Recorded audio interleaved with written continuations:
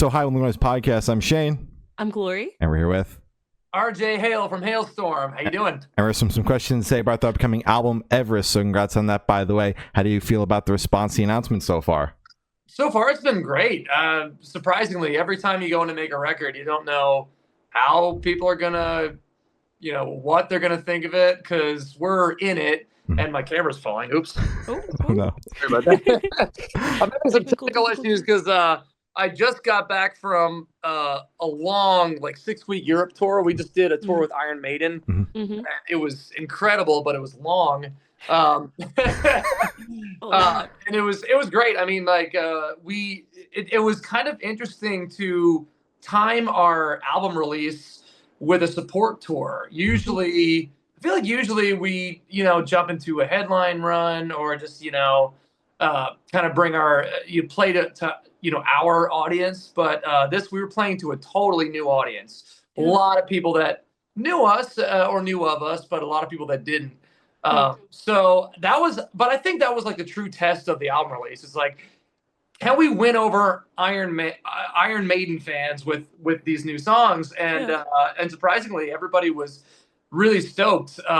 It was hard to tell from our end because obviously they're saving their energy to go crazy for Iron Maiden, but they were clapping, they were cheering, they were singing along.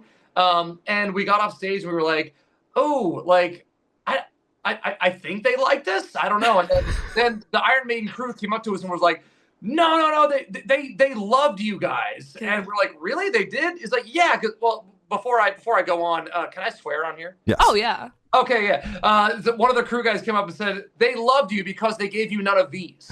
Oh yeah. That's good. Iron Maiden fans are very loyal to Iron Maiden, so the fact that we were able to they were able to accept us into that world was a tremendous honor. So that is so wonderful. That's the ultimate reception. You're seeing some of the hardest fans to win over in the world receiving your new music. So that's dope. Yeah. Well, we got to jam the new record, and it is phenomenal. I'm really glad digging you liked it. Incredible. Yeah. Thank you. You're welcome. Of course. Hell yeah. It was, for me anyway, it was like the most fun record we ever made, and the most creatively freeing record that we ever made. We did this record with really hardly any co-writers, and it was just basically the four of us and our producer Dave Cobb in the same room just working up songs and working up ideas. It was a real test of whether we could actually just go into a studio and make a record on our own and have it turn out good. And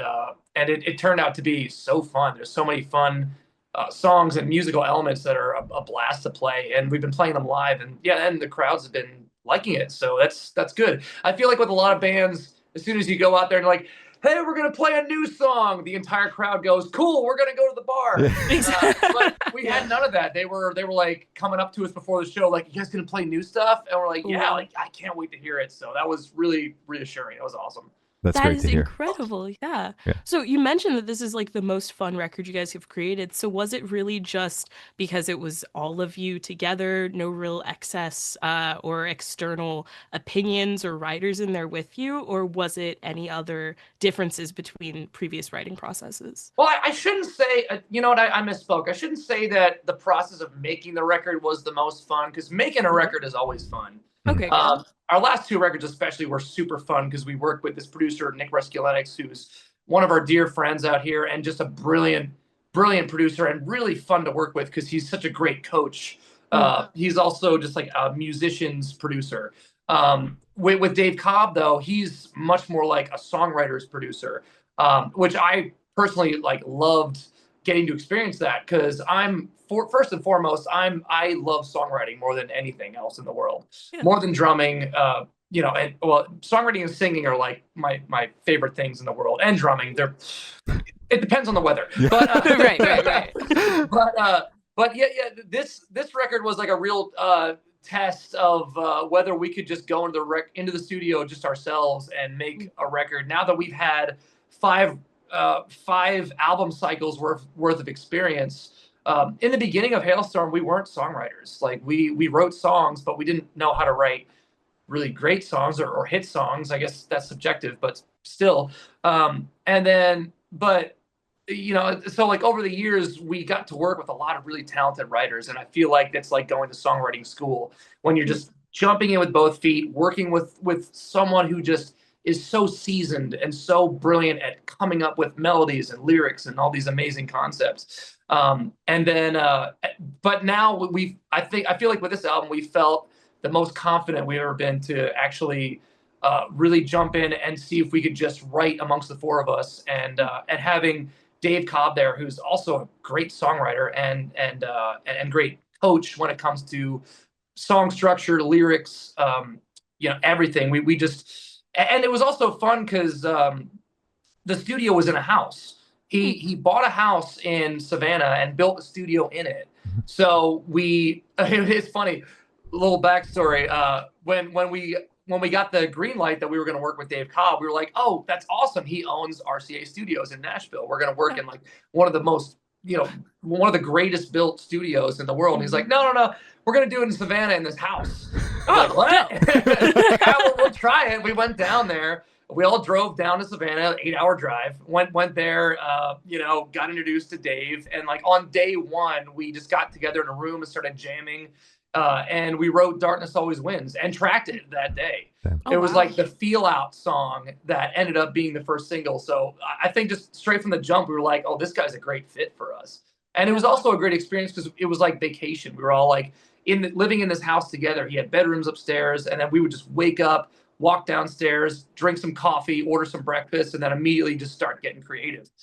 So it was fun. And the fact that the studio was in a house and sounded so good, we were like, oh, it also gave us the confidence of being like, well, I'll bet we could build our own studio. And so since then, we built our own studio here in Nashville. And now we have like our own little creative space. So it was overall just a great learning / confidence boosting experience.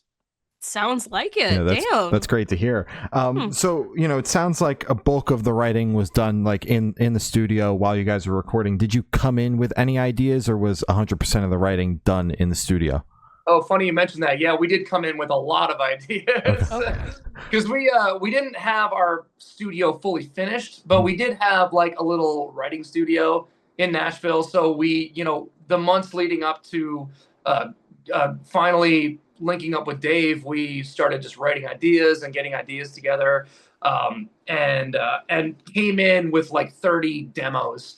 And he was like, oh, no, I hate demos. Like, no, we're not going to do that. We were like, cast all that aside and just start from scratch. But that being said, that there were a few songs that were demos that Lizzie went out and did some co-writes with some other writers and came in with like some just some like infant, just some core raw ideas that we were able to extract from and then get together and then build it and kind of make it our own. Songs like Everest or Like a Woman Can, like those were some of the standout demos that we were like, oh, these songs are undeniable. We should definitely try to see if we can make something out of these. Gotcha. Hell yeah. So is there any meaning behind the album title or cover art? That kind of came I feel like the song title always happens at the last minute. We always go into the studio terrified and apprehensive about whether like what are we doing? We don't know. Right. But then eventually you kind of get into a rhythm, and there's always that one song that comes out of that process where we're like, oh, I get it. This is what the album feel should kind of be like. And then we kind of get into a rhythm and we kind of figure it out from there. I guess the track for this record was Darkness because we started with it, and then but then at the same time, it's like it's not like we wrote Darkness and we're like, okay, we need to write 10 more songs that sound like this. It was like, no, let's just jam and see where the music takes us, see where the excitement lies. And that's what I loved about Dave. He was so cool about not having to form the songs to fit an overall album theme. It was more or less just like, let's just write, and whatever songs we feel the best about, like then we'll figure out how to get them to fit together. So I feel like with this record, it's the most broad range of styles. We've got songs like Darkness and Everest, which are like more of these mid-tempo kind of kind of triumphant, kind of really big kind of mid-tempo songs. And then we have songs, a couple songs that we did on this last tour, like Rain Your Blood and Watch Out and Fallen Star, that are like a little bit more aggressive and punk rock, and it was just like a different gear that we never really tapped into as a band before. So as the songs were coming together, we were like, well, it just sounds like there's so many different styles on this record. But the way I look at it, I feel like a lot of the rock bands out there that are doing really well are the ones that don't make every song sound the same. Like you can hear different gears and different sounds and different influences, because I feel like all of us have a pretty broad diet when it comes to listening to music. And I feel like even just people who like listening to music do that as well. And it could be because the way that we consume music now you don't go to your designated section of a record store, you're streaming like literally every song that's ever been made on a streaming platform. So I mean, my wife is a great example. We'll be in the car and we'll listen to Sabrina Carpenter, and then we'll switch over to Slipknot. So it's like, So I think it's cool that the album has a lot of different flavors to it. It's kind of representative of all the different influences that we listen to on our own time. I get too bored listening to the same thing, so I like switching it up. So to answer your question, the theme Everest is it kind of came together at the end once we finished the song Everest, and we're like, oh, that would be a cool title. And it kind of became this autobiographical story of our personal journey as a band, because we've never really, our trajectory has always been like a nice, comfortable, steady incline. We've just been slow and steady, touring and working and just winning over fans one at a time, basically. Put us in front of an audience and hopefully they'll end up liking us and they'll want to stick around. And so it has always kind of felt like a slow and steady climb up this mountain. So I think that's kind of how it relates to our personal journey. The only difference is with our career journey, there really is no summit. There's no top. You just hope to just keep on going. Like we're not doing this to get to the top and take a super awesome selfie at the summit. We're, metaphorically speaking, we're in love with the process and the climb and the journey. Absolutely. And then anything on the cover art? Oh yeah, and the cover art. Yeah, that's we worked with this really brilliant artist who I think we were throwing them on. It kind of started from we had a conversation in the studio about how we were kind of tired of doing album covers with us on it, like with our faces on it, because like every album kind of has us on it. We're like, let's do something different. Let's do an art, like actually like make an art piece. So they made this incredible album cover, like a full art piece, and we're like, oh, like that's it. That says it. It's got the mountains. It kind of fits the music. We were like, listen to the music and see where this takes you visually, and it came out so awesome. I love the cover.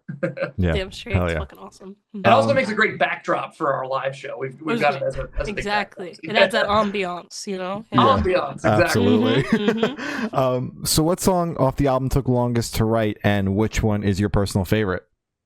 Which one took longest to write? Oh God. I don't know. It's all a blur at this point. You know what? It might have been. Well, Like a Woman Can was already kind of started, and it was like one that we really liked, but we were like, it's kind of got this bluesy, sultry kind of feel. I don't know if it's gonna work on the album, and it was kind of on the back burner for a little bit.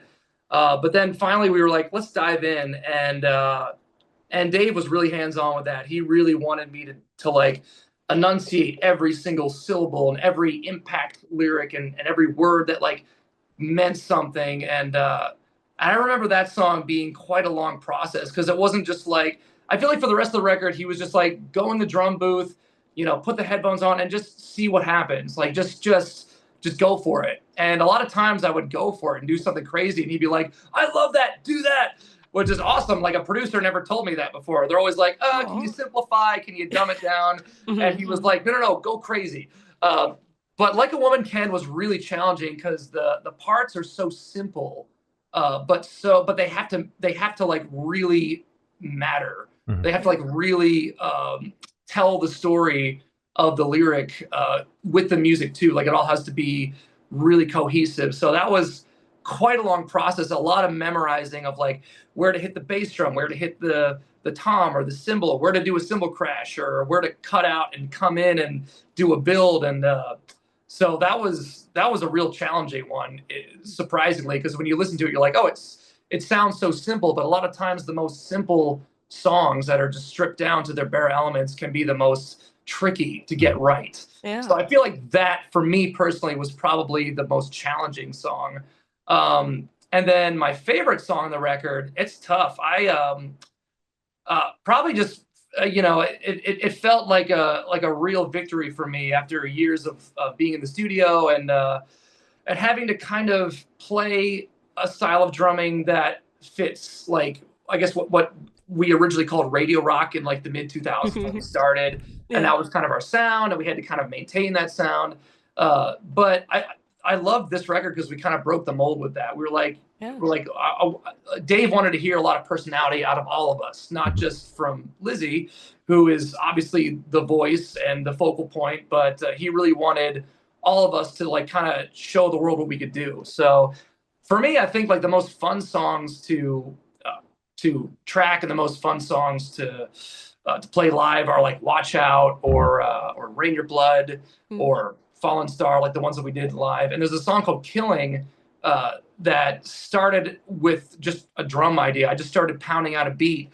It was like 2:00 in the morning. We were already like half a bottle of wine in. We were a little buzzed, and nice. And I just started jamming on this thing on the drum kit. And our engineer was like, "Wait, hold on, let me record that." So we hit record, and I was like, "How about this?" And then I could do this, and then this. And Josh like grabbed a bass and started jamming with me, and we kind of structured it out. And our friend Aaron was there. He was helping with some songwriting and with some lyrics, and he started spitting out these rapid fire lyrics. And Lizzie got on the mic and started singing along to it. And the next morning, Dave comes in. He's like, "Hey, we had this weird idea. Check this out." And he's like, "Oh, that is so cool. Let's work it up." Yeah. So I'm thinking like, okay, well, that drum track is really sloppy. I was, 3 glasses of wine in. I was just getting an idea together. And he was like, no, there's a feel about this drum track. Like, it's got this hesitation and this push and pull, and it's like, it really sounds like you have no idea what you're doing. And I was like, I was making it up. And that ended up being the keeper take. It was just so bizarre the way that Dave and Greg were just so adamant about not getting the song perfect. They loved the imperfections. They loved the human element of it. Mm-hmm. So that was, for me, that was like really fun because it was like I had never tracked like that before. I'm so used to doing like 30 takes until every hit is absolutely perfect and exactly where it needs to be. And they loved the fact that it was just like this roller coaster, like all over the place. And it just worked. Exactly. It was just organic out the gate. That's incredible. Exactly. Yeah. Yeah. Fuck yeah. So how did the track listing for the album come about? Did you guys write the opener be the opener, close be the closer? Did you shuffle around to see what fits? What was that process like? Oh, that was a long process. We ended up taking all the mixes and we put it in our Pro Tools rig. We put them on separate tracks, and we must have listened down to the album like 10, 15 times. Woof. In different sequences, we listened to how one would go out of one into the other, and then like, no, I don't like that. We'd rearrange it, and eventually we got there. And it was extra hard on this album because, like I said, there's so much diversity with the songs, so it was tricky to find out how to arrange them to where it made sense. But once we got it, we were like, you know what? I love the fact that we go from this like ballad to this bam, like punch you in the face punk song, and then back down here and around here, and it was a long process, but I guess we eventually got there. I would say so. Yeah. So could you tell us where your headspace is at while you guys are writing this album? Yeah, again, it was just I guess you could say we were just like, we were literally white knuckling the the creative process as we were going. We were just, again, like we would just wake up and we wouldn't think about the end result. We would just be in the moment and think like, what is getting us excited right now? The album's a snapshot of where we were at the time. So our headspace was always like, okay, keep the terrified, like, is this going to work? Is that not going to work? Because I feel like this is where Dave was so valuable, because I feel like the four of us have a tendency to overthink ourselves to death.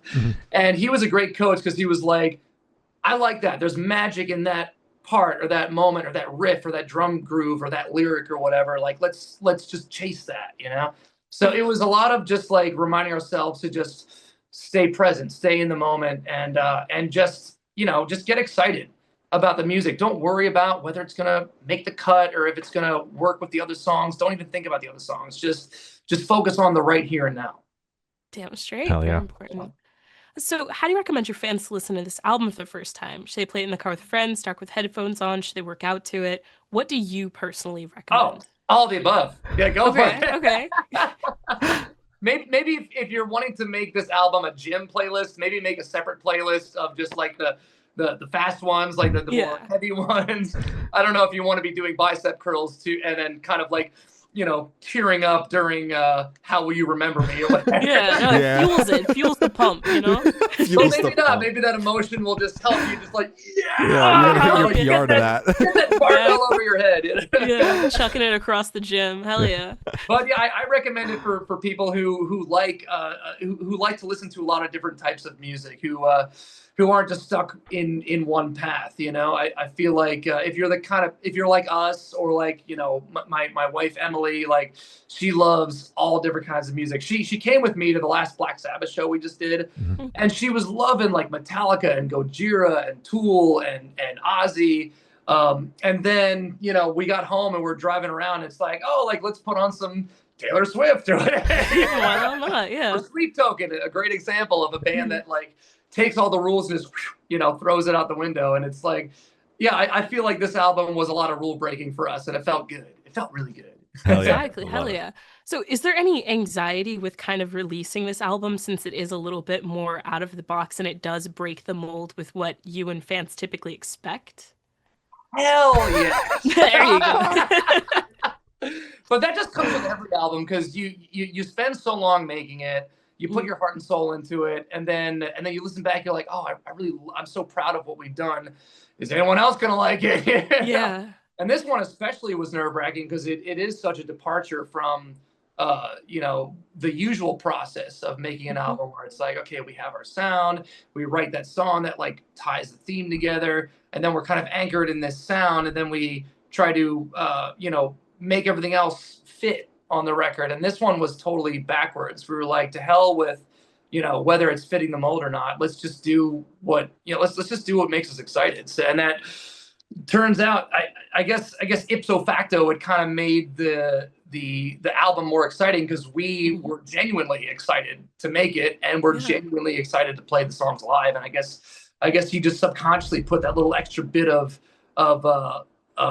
gusto into it, I guess. Yeah. Hell yeah. Good to hear. And since you mentioned the final Black Sabbath show that you guys just played, I wanted to bring that up and chat about it a little bit, chat about the experience, and like if you guys approach that show differently to like your average support show, considering the magnitude of the show. I guess kind of like, we didn't want to do any ballads, because it's the Live Aid of metal. It's everyone's bringing their A game. Everyone wants to like really get the crowd excited. So the song selection was just kind of, we were just like, how about this? We're like, oh yeah, that works. We're like, let's do Love Bites, so we give them something they know.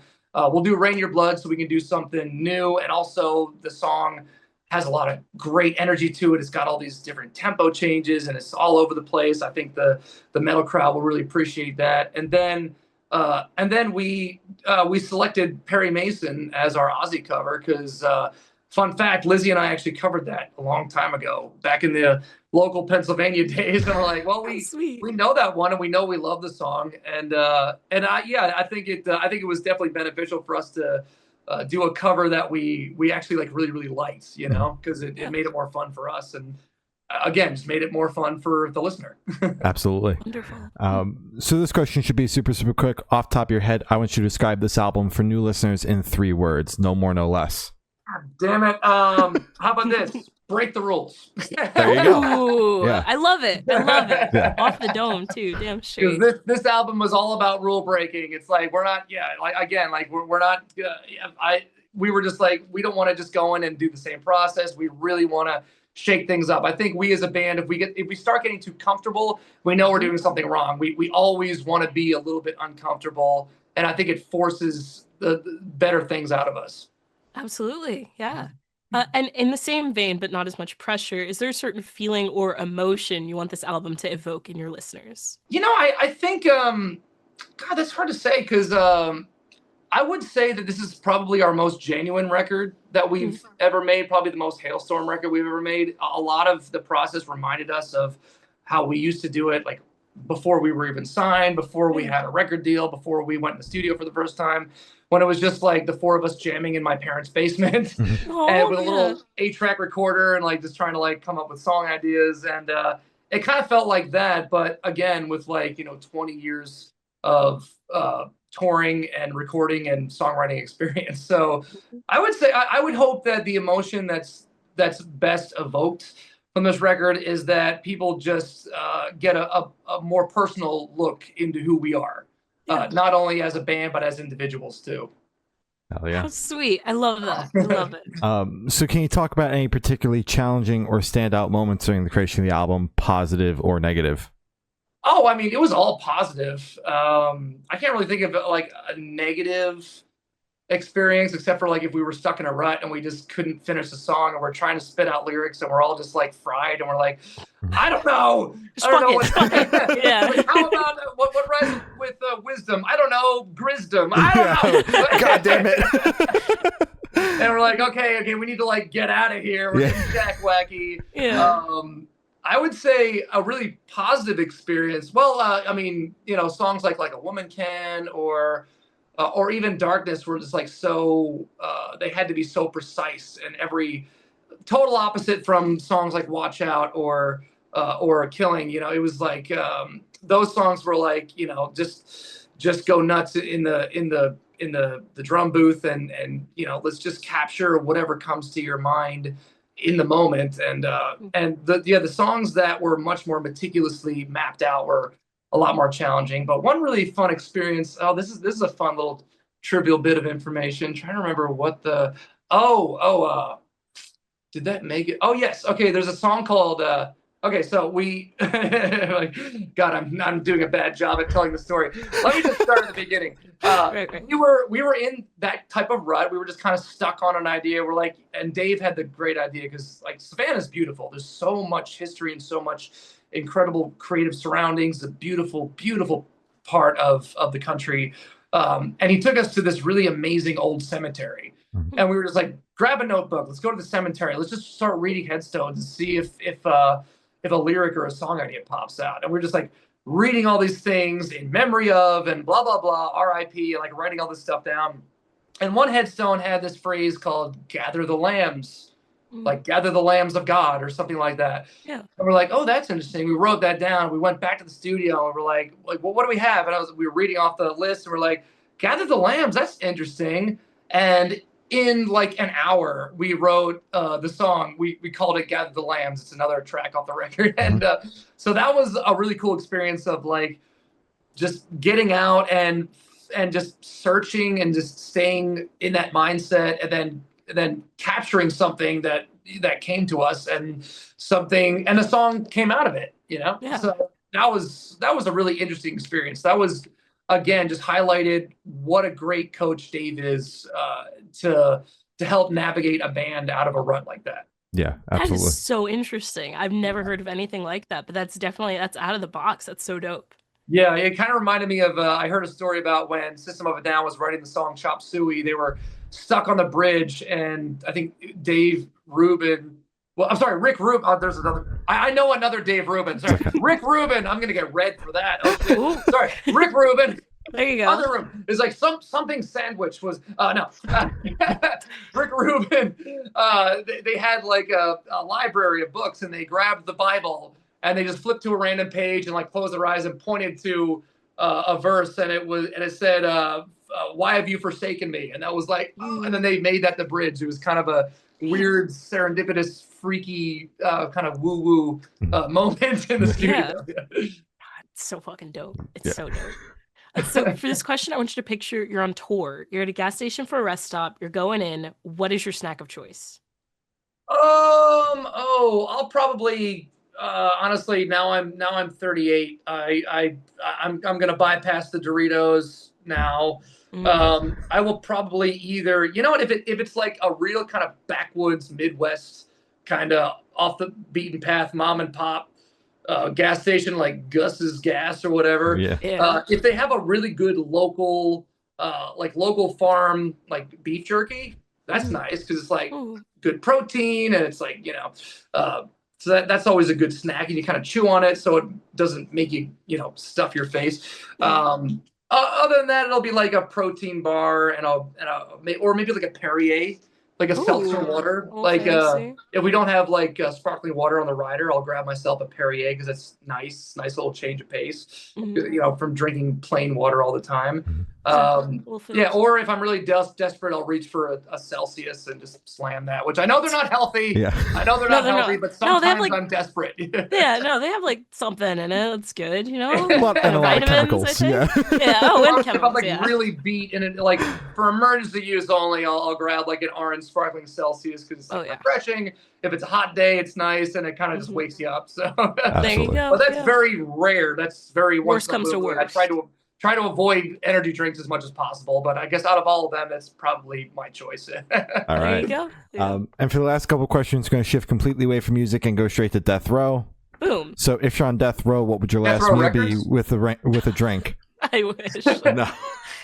Oh, the actual death row. Yeah, death row. Last meal with a drink. Final meal. What's my last meal? Yeah. Oh God. With a little drink. Oscar's Tacos makes this incredible burrito called the Cali Cheeto. Again, like when I really want to cheat. It's like carne asada, this special sauce, cheese, queso, guacamole, French fries, and like flaming hot Cheetos.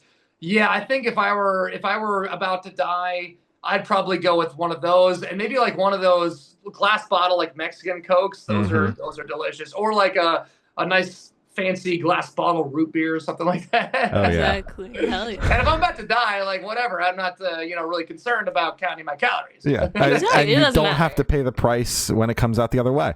Exactly. You gotta die. We're all gonna die somehow. No tummy ache. Exactly. Yeah. And if you could live in one fictional world for a week, where would you live? Oh my God. Well, Game of Thrones would be kind of scary because they're pretty brutal there. Yeah, just a little. Fictional world. Oh God. You know what? I would live in Zootopia. Okay. Yeah. Yes. I would love to be a fun furry animal who is very much on the side of equality, because I think that movie's great. It's really fun. The animals are really cute, and it's got a good positive message. It does. Great pick. Yeah. Pick. That sounds like a safe bet, I guess. I mean, better than Game of Thrones. I don't think you're gonna die in Zootopia. I love Game of Thrones, but that'd be scary. It's just a little, I don't have the energy for that. I don't want to outrun White Walkers. Also, like no AC. It's just it's a bug. No showers. Oh, forget it. No. Oh God, my wife and I talk about it all the time. We'll be watching like The Witcher or Game of Thrones, and they'll have this hot, steamy sex scene, and all we can think about is like crazy in there. I'll bet they stink. I'll bet they haven't showered in a month. Like that is all. Yeah. That is all not realistic right there. That's all movie magic. Yeah. All movie magic. Exactly. Probably getting chlamydia or something. Yeah. No, getting everything. More than everything. Yeah. God. They did, yeah, right? They did. That's right. Penicillin. That's right. And I've thought of asking the last question. Every single person who's spoken to has said that it is the most important question. What is your favorite color? Pink, of course. Hell yeah. Love it. I got no hair product in now because I'm getting my hair cut today, but yes. that's kind of always been my favorite color. It's great. It's like it kind of breaks gender norms. So it's like, hey, you know, screw it. I love going against the grain, but it's also just a fun color. My wife loves pink too. So I think that's why we fell in love. It was love at first, favorite color. That's beautiful. That's how it should be. So as I said, that's all the questions we have today. Is there anything that you would like to plug? Oh, just check out the album, Everest. Check out my other project, Chemical Fire, another fun band that I started during the pandemic with my friend Taylor Carroll from Lit. If you like really aggressive, like heavy, like kind of modern punk metal, it's kind of like that. And then also my shelves are barren right now because they're all packed up, but I usually have a bunch of perfume bottles over here. I also love to talk about and review fragrances on YouTube. It's like a little creative palate cleanser. It's really fun for me. If I'm getting stuck in a rut with the music, I can turn to that, do some silly video editing, make some chaos, and then come back to it. I really fell in love with the art of perfumery, and I love creating silliness on camera. So I go by Dr. Magnificent, SCENT. Like smooth. Dr. Magnificent on YouTube. Check out my channel and come on over, become a nostril, subscribe. I love that. Explains the stay smelly in the back too. I've been looking at it. I'm like, I wonder what the context is. Yes, I think it's unplugged. I couldn't figure out how to turn that on today, but yeah, that's my sign off phrase. Stay smelly, dear nostril. Yeah, that's fucking dope. Huh. All right. Well, thank you, soundsman RJ from Halestorm, and we have been the Good Noise Podcast.